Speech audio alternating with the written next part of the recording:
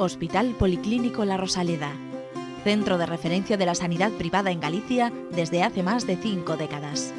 La Rosaleda cuenta con el mejor y más completo cuadro médico. Actualmente está formado por casi un centenar de facultativos altamente cualificados que cubren prácticamente todas las especialidades médicas. Además, dispone de unidades específicas totalmente punteras, como la unidad del sueño, antitabaco, neurología cognitiva, neurofisiología.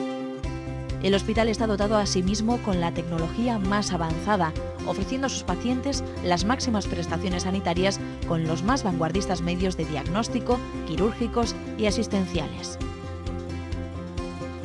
Más de 10.000 metros cuadrados a tu disposición, con unas instalaciones recientemente reformadas para una mayor confortabilidad, exclusividad y el mejor trato a sus pacientes. Y todo ello sin esperas y con una financiación adaptada a tus necesidades. Porque lo verdaderamente importante no puede esperar. Por ti, por los tuyos, Hospital Policlínico La Rosaleda.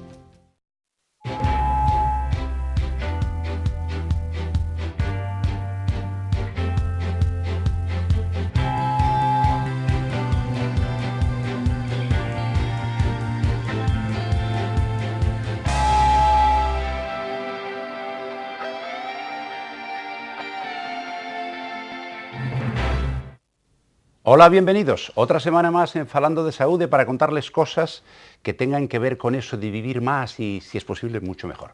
Una semanita más donde intentaremos, bueno, pues explicarles cosas que puedan resultar de su interés y darles algún que otro consejo que les pueda ayudar a durar mucho, que es de lo que se trata. Bueno, antes de nada, aparte de saludarles a ustedes, naturalmente, darle también la bienvenida muy cordial a mi queridísima compañera María Almodóvar. Hola, María. Hola, Ignacio, ¿cómo estás? Una semanita más. ¿Otra más? Bueno, y llevamos unas cuantas ya, ¿eh? Bueno, ya saben ustedes que ella es la que me manda de lo que tenemos que hablar. Así, ¿de qué vamos a hablar hoy en el programa, María? Bueno, mandar, bueno. Siempre manda una mujer en casa. Hoy, en Falando de Saúde, entrevista con un médico psiquiatra del grupo La Rosaleda. Los espectadores formularán sus preguntas sobre enfermedades mentales que se perpetúan con la crisis. Por otro lado, el doctor Ignacio Balboa volverá con una de sus explicaciones, en este caso neumococo. Y para finalizar, aprenderemos a hacer unos sencillos ejercicios para prevenir las varices con Fátima Conles, fisioterapeuta de La Rosaleda. Esto es como los postres, un variadito para que nos toque un poquito de todo. Bueno, pues vamos allá. El tema de hoy, como les ha anticipado María, es un tema que hemos tocado pocas veces. Es algo que tiene que ver con la salud mental y cómo, cuando se pierde esa salud, pues aparecen una serie de enfermedades, algunas veces trastornos. Vamos a ver qué diferencia hay entre una cosa y la otra. Pero antes de saludar y presentarles a nuestro invitado de hoy, que obviamente tiene que ser alguien que entiende de lo que pasa aquí en el cerebro, es decir, que es un psiquiatra, vamos a ir un momentito a la calle a ver, bueno, pues nuestros paisanos, ¿qué saben de esto? Si han tenido algún problema, si les da vergüenza ir al psiquiatra cuando descubren que tienen algún problema. Vamos allá. Sí, hay mucha gente con estrés, depresión, sí, muchísima. Sí. No, en mi caso, pues con los ejercicios de relajación, etcétera. Sí. Yo estaba en una clínica 6 semanas y que salí nuevo, ya está hoy. No creo que mi caso es grave, yo creo tengo sueño y bueno, lo puedo arreglar con ejercicio y comer bien y tal, pues, pero habrá gente que lo tiene más grave y están más tristes, más afectados por el crisis que yo estoy bastante bien en comparación con otras personas. Sí, claro, eu estudo aquí na universidade, é un problema que afecta moito dos meus compañeiros. Pues ya ven, esto es lo que nos han contestado los entrevistados. Y vamos a entrar a fondo en el tema.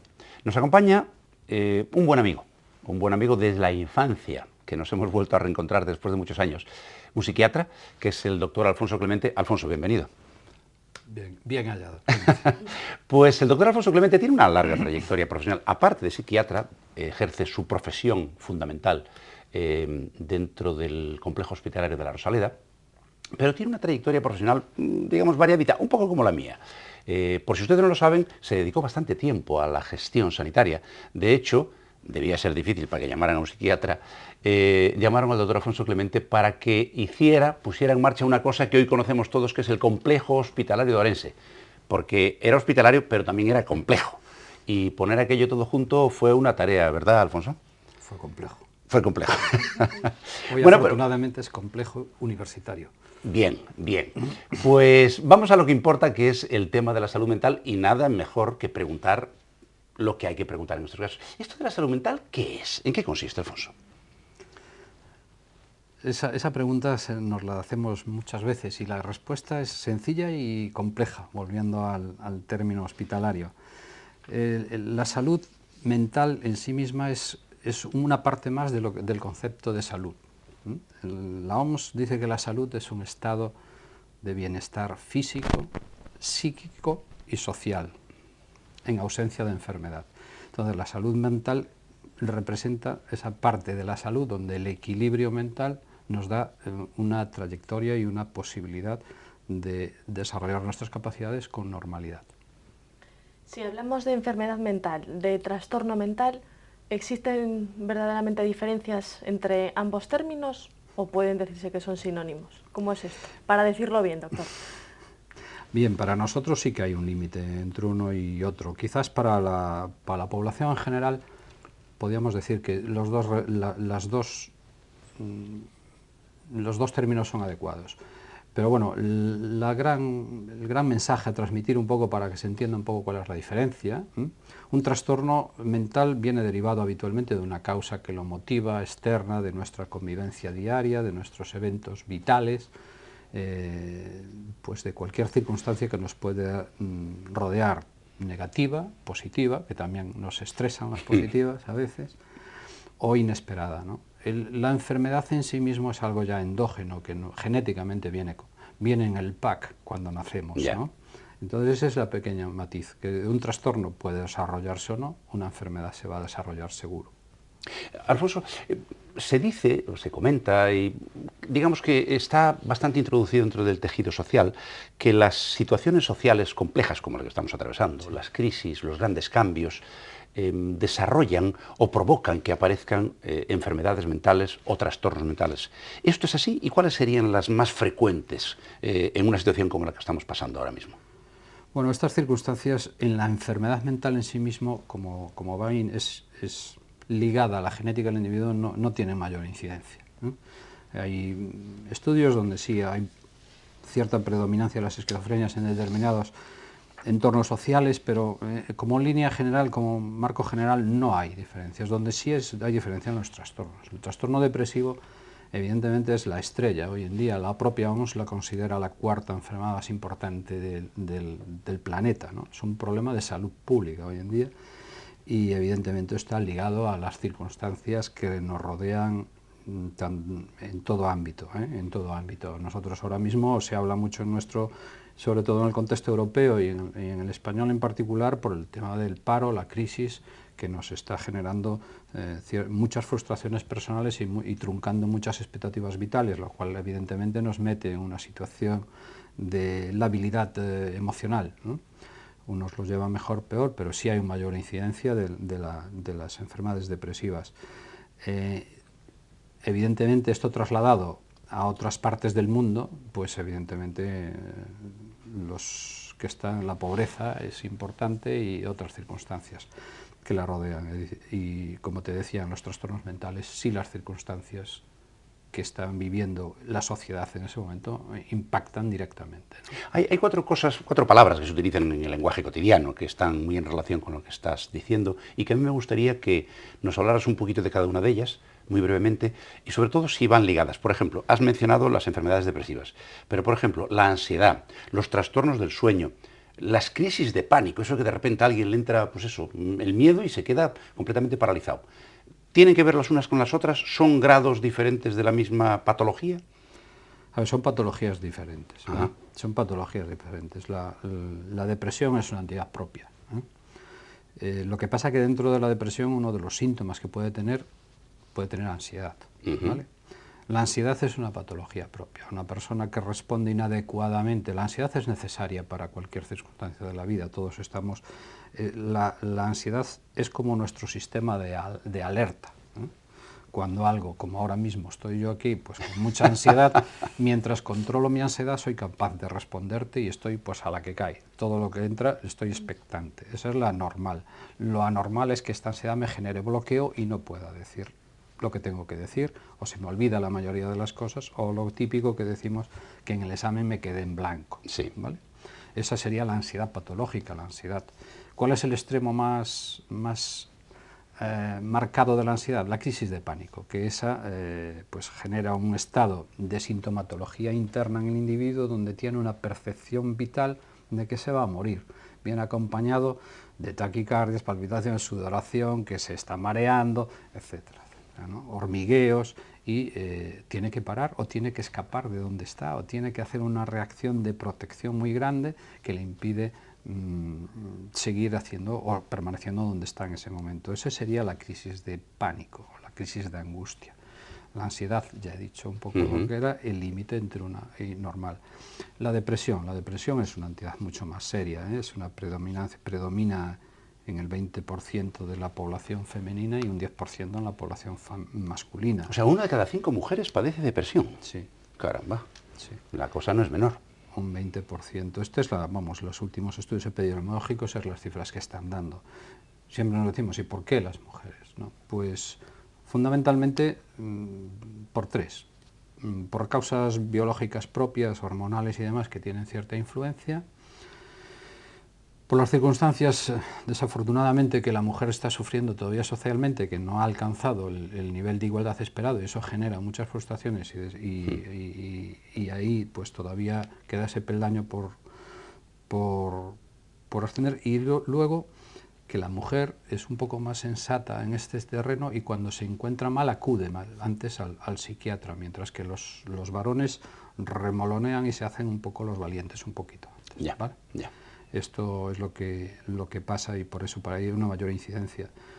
La depresión, con sus síntomas que tenemos de tristeza, pérdida de sentir placer por las cosas, el estímulo, la anedonia que nosotros llamamos, ese estado de falta de iniciativa, esa tendencia al retraimiento sin ganas de salir, esa ansiedad, ese insomnio muchas veces de que uno está dándole muchas vueltas a la cabeza y no es capaz de conciliar el sueño.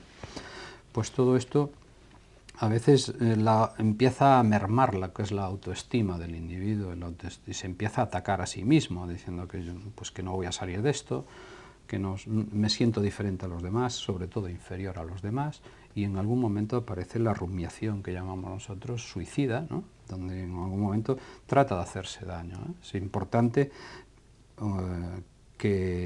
saber a lo mejor que de las depresiones el 15% de ellos siempre tienen un intento serio de suicidio, ¿no?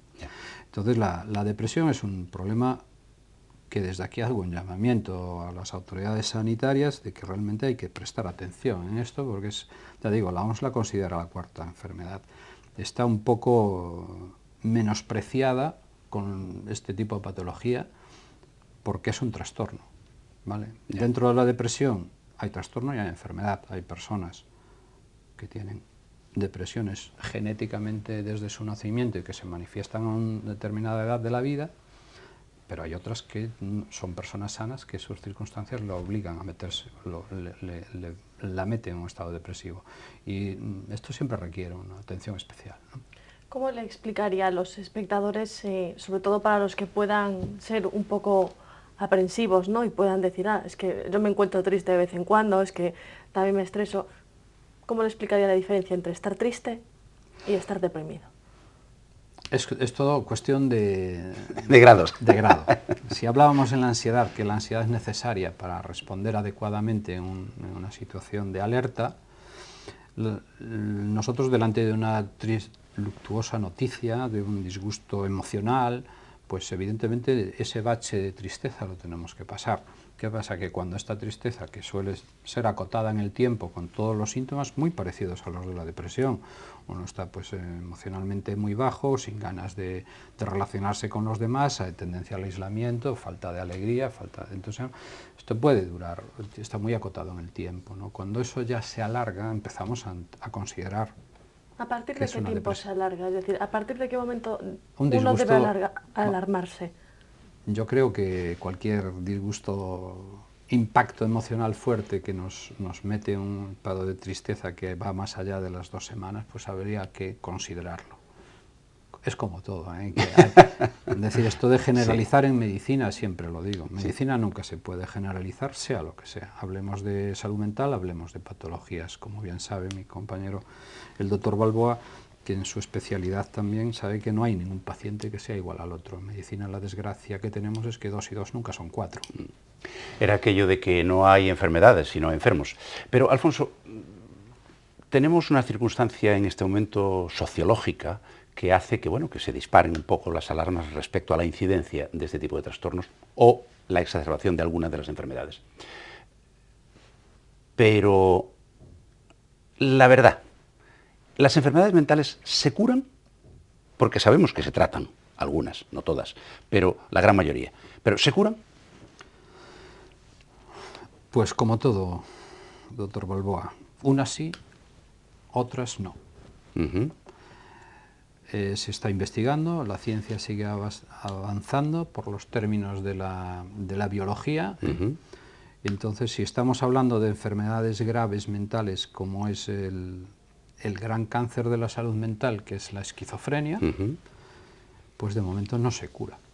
De momento no se cura.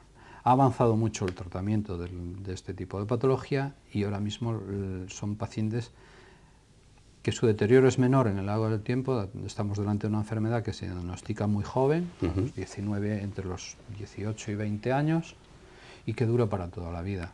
Entonces, estos tratamientos ahora tienen menos efectos secundarios, son capaces de integrar al individuo socialmente, pero curar, de momento no lo hemos conseguido, ¿eh? Y se está invirtiendo muchísimo tiempo y muchísimos profesionales de altísimo nivel en la investigación de la esquizofrenia, porque reitero una vez más que es el cáncer de la salud mental, ¿no? Y que además su incidencia está ahí y que más o menos el 1% de la población pues, es esquizofrénico, ¿no? Y es el gran componente donde tenemos las unidades de salud, las unidades de hospitalización psiquiátrica, están mayoritariamente ocupadas, todos los servicios de rehabilitación y tal, mayoritariamente por este tipo de patologías. Entonces, en ese terreno no se ha curado. ¿Qué ha pasado en alguna otra patología? Pues que sí se encuentran muy buenas soluciones y otras se curan, como son los trastornos mentales, habitualmente se curan. Hay recaídas, pero nosotros podemos tener nuestra amigdalitis y tenerlas de repetición. Sí, claro. Tenemos nuestra neumonía y dentro de 5 años otra neumonía. Está claro. Esto es exactamente una depresión, trastorno depresivo se te cura, eso no quita ni te garantiza que no puedas volver a tener una. Entonces la depresión se cura y sobre todo con medios biológicos, porque los neuromediadores y la serotonina está ahí como un elemento clave y hemos avanzado que los tratamientos farmacológicos juegan un papel fundamental junto con la psicoterapia y se acorta mucho el plazo de recuperación, ¿no? En estos casos. Estamos hablando pues, del papel que juega la persona que sufre una enfermedad mental, pero la familia. ¿Qué sucede con los familiares que conviven con esa persona que tiene un problema? Que parece que nos olvidamos de ellos, ¿no? Sí, aquí voy a moderar mi discurso todo lo que pueda, ¿vale? Bueno, como usted quiera. Empezamos primero haciendo un canto al mérito que la familia de un enfermo mental severo o de un enfermo mental crónico tiene. Es decir, las familias lo que están soportando y el escaso apoyo que tienen es encomiable para lo que están haciendo. Entonces, la familia es un papel fundamental como soporte para un enfermo de estas características. Están un poco solos y las estructuras con las que los rodeamos, aunque estamos haciendo muchas demandas de que cada vez tengan más, pues yo creo que aquí en esta mesa estaría muy a gusto si tuviésemos a alguna persona de una asociación de familiares de enfermos de salud mental. El máximo exponente es la FEAFES, que es la federación, pero aquí en Santiago hay iniciativas muy encomiables que se dedican a esto. Y la familia es muchas veces el origen del problema, pero también es el que soporta el problema y sobre todo que acompaña al paciente con una entrega realmente al margen de lo que la Administración está haciendo. Por eso digo que estoy moderando un poco y por más que los psiquiatras nos tratamos de hacer oír en este término, pues a veces gritamos en el silencio, nadie nos contesta. Alfonso, ¿sigue siendo verdad esa especie de prejuicio, bueno, pues de finales del siglo pasado e incluso inicios de este siglo, donde al que padece, al que tiene la desgracia de padecer un trastorno o incluso una enfermedad mental, como que se le estigmatiza, se le aparta, se le ve mal y a su vez eso provoca que gente que tiene, como tú bien decías antes, sobre todo los varones, que tiene algún trastorno que merecería acudir cuanto antes a un especialista, no lo hace pues por vergüenza, porque no le tachen de loco, de que se le ha ido la olla. ¿Seguimos todavía peleando contra ese prejuicio social o hemos mejorado algo? Muchísimo. El estigma se ha superado y se ha transformado un poco, ¿eh? El estigma antes se confinaban a los pacientes en los psiquiátricos, ahora mismo los camuflamos en la sociedad, es decir, realmente todavía tenemos un problema de estigmatización importante y se trata de ocultar todo lo que se puede o minimizar. Ahí nos falta concienciación social suficiente para que lo que si al principio hablábamos de un trastorno mental, nadie es ajeno a tener en su vida un trastorno de este estilo y no pasa nada, tuviste una coyuntura limitada en el tiempo y que a lo mejor ya lo que ha pasado durante esa coyuntura ha sido suficientemente pena para que tú tengas que luego superarla, ¿no? Claro. Y no pasa nada, pero sin embargo sí hay un estigma importante. Y además se da una cosa curiosa con esto del estigma. Unos, por no dar la cara, pues no van al enfermo, no van a curar su problema, con lo cual se estigmatizan más, porque todavía resalta más su locura. Y luego las sociedades, cuanto más alto es el nivel social, más se estigmatiza al enfermo mental. Es como la vergüenza para la familia. Pues sigue siendo así, doctor Balboa, sigue siendo así. Qué disparate, Dios mío. Por cierto, fíjense ustedes, nos comentaba el doctor Clemente hace un momento que se ha convertido esto de la salud mental en algo realmente serio. No solo por la gravedad de la enfermedad, que también, sino también por la repercusión social. Se ha convertido en algo que se conoce ahora genéricamente como sociosanitario, el problema. Al punto que hace unas semanas, unos días, concretamente, el 10 de octubre, la OMS, la Organización Mundial de la Salud, celebró el Día de la Salud Mental. Dedica pues una jornada completa para que seamos conscientes de verdad de lo que significa, la importancia que tiene para los individuos y para las sociedades el término salud mental. Yo les seguiría preguntando muchas más cosas, pero ya saben ustedes que aquí también tienen la palabra nuestros televidentes. María, ¿tenemos preguntas? Tenemos preguntas.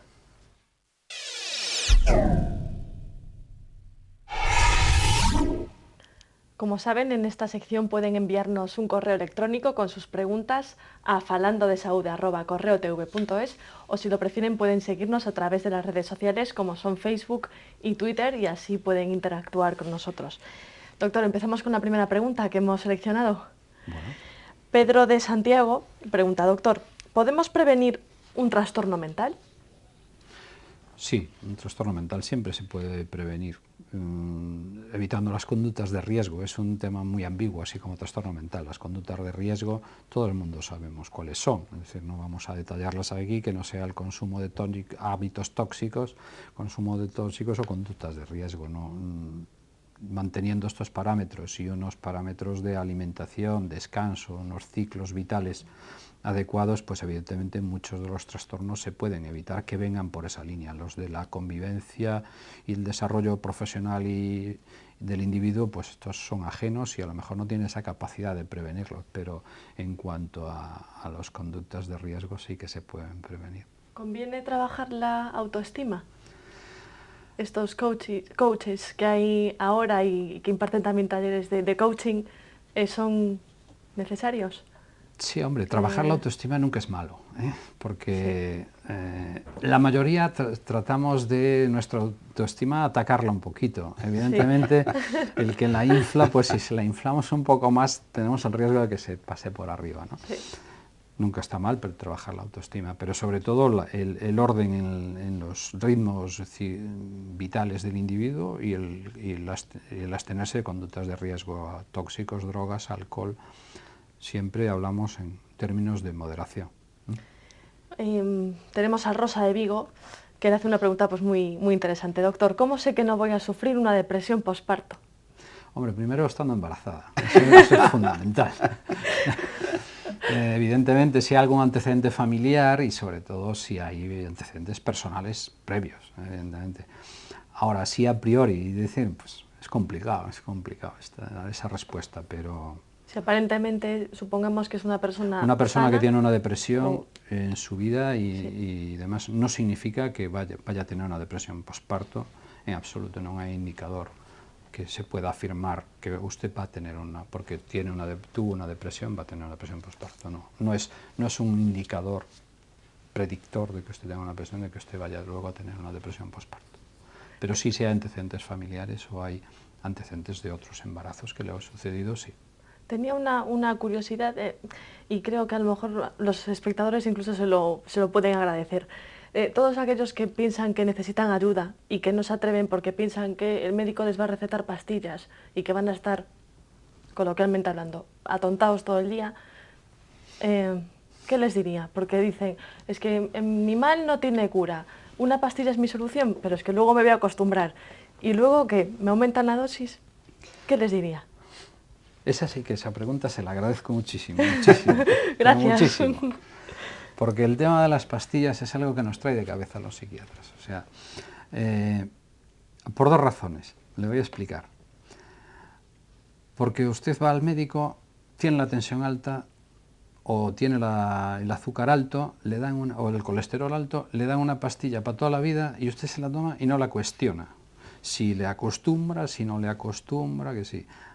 Parece que las nuestras todo el mundo tiene derecho a opinar, ¿vale? Y usted prefiere las consecuencias de un trastorno del sueño, a no dormir bien y todo lo que repercute pues, con mala calidad de vida al día siguiente, envejecimiento precoz, pérdida de facultades cognitivas, etcétera, etcétera. Todo eso lo cuestiona. Riesgo vital. Riesgo vital, mayor incidencia de eventos accidentes, cardiovasculares. Por supuesto.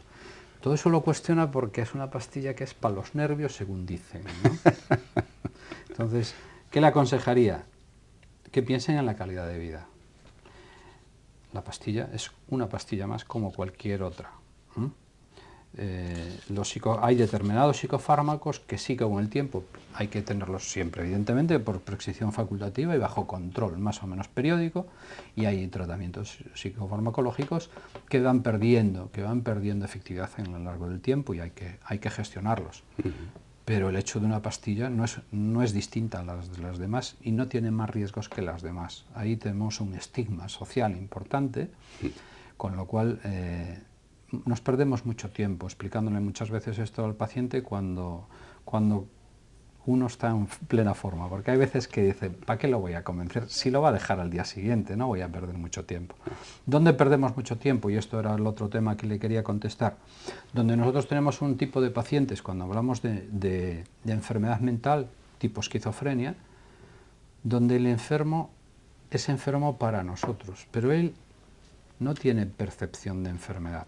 Con lo cual él viene al médico forzado, él no encuentra ninguna causa por la cual tenga que tomarse un tratamiente. Y también no sé para qué me han traído aquí, si evidentemente, claro. Sabes que hablamos de la conciencia de la enfermedad. Claro. Entonces, ese paciente es muy distinto, hay que forzarle tratamientos, hay que vigilarlo. Hay tratamientos de POT de cada 20 días, en fin, hay una serie de cuestiones. Pero el trastorno mental en sí mismo, casi muchas veces hay que decirle al paciente, haga usted lo que quiera, sufra. Es como el dolor, ¿quiere aguantar el dolor? Pues aguántelo, si no, es que no voy a tomar... Evidentemente, son tratamientos como los demás y por favor pediría que se quiten este problema del medio y que si tienen un trastorno, tienen una depresión, tienen una crisis de pánico, pues que acudan a su médico de cabecera que los encauzará perfectamente a las unidades de salud mental, teniendo en cuenta que la atención primaria está perfectamente capacitada para esa primera crisis, tanto en trastornos de ansiedad, crisis de pánico e incluso depresiones leves o moderadas. María, después de las preguntas, ¿ahora qué nos toca? Pues lo que más estás deseando, que es tu examen semanal. ¿Y por qué dices que lo deseo? Porque lo sé, porque te conozco.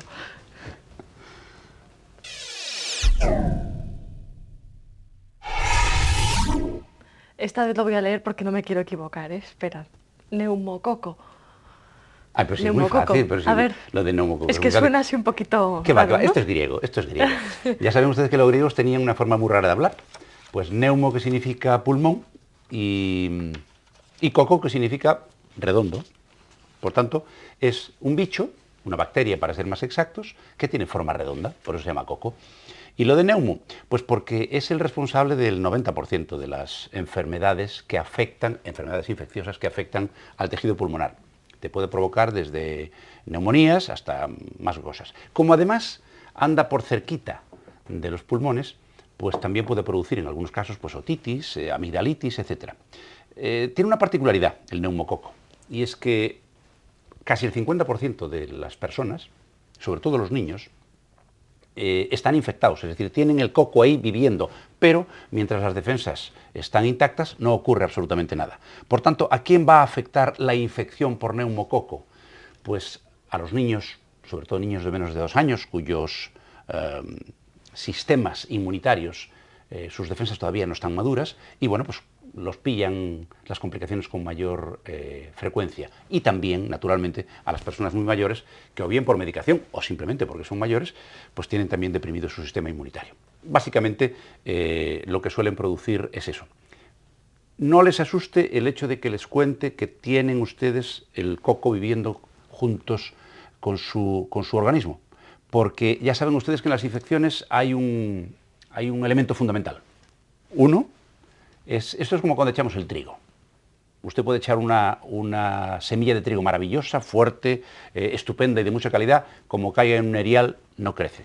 Pues en el organismo pasa lo mismo. Puede usted estar conviviendo con muchos gérmenes. De hecho, estamos conviviendo con un montón de gérmenes todos los días y nunca pasa nada. ¿Por qué? Porque el terreno en el que asientan, que es nuestro propio organismo, está perfectamente defendido. Si las defensas bajan, pues podemos pillar alguna cosilla de esas. Neumococo. Un bichito, una bacteria, que tiene forma redonda y que es la que nos suele producir aquello que llamamos neumonía. ¿Vale? Vale, muy bien. Estaremos expectantes. ¿Y ahora? Pues ahora nos vamos a aprender unos ejercicios para prevenir varices.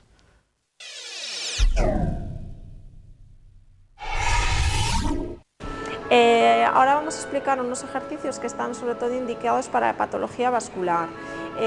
Normalmente pues para varices comunes, para tromboflebitis, cosas pues que alteran a la circulación de los miembros inferiores. Deben estar prescritos siempre por un médico, ya que tiene sus contraindicaciones, como por ejemplo una de las contraindicaciones es tener un tromboembolismo que ha sido reciente o cuando los ejercicios produzcan mucho dolor. Entonces, a continuación vamos a empezar a explicar cómo se realizan. Se realizan en varias fases. La primera fase es pedirle flexión de cadera de las piernas.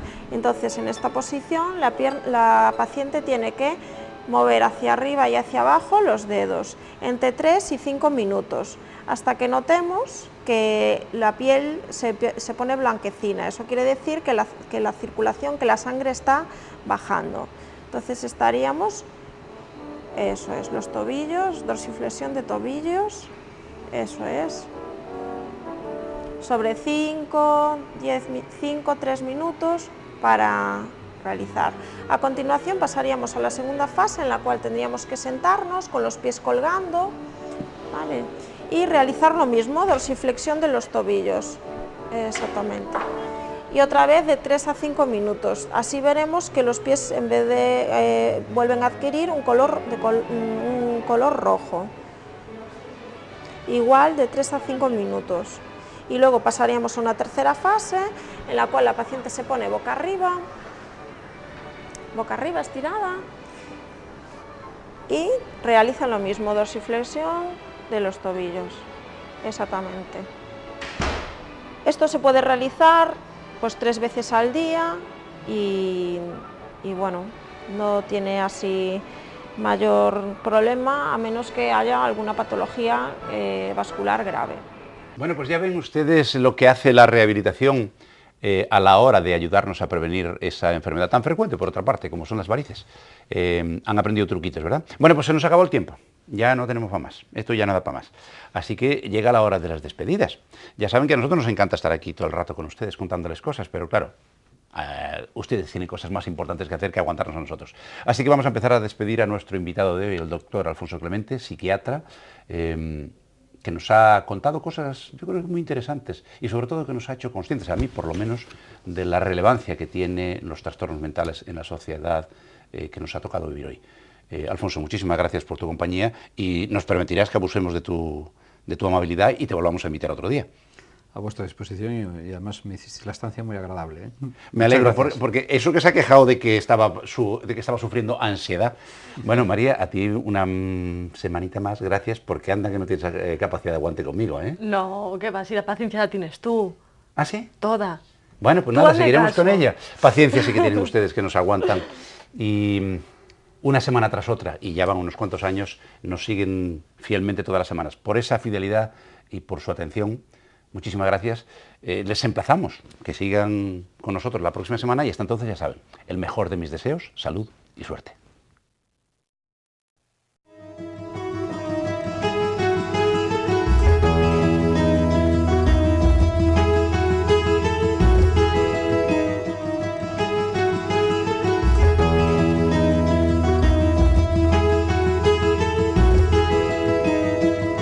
Centros Médicos La Rosaleda han patrocinado este programa.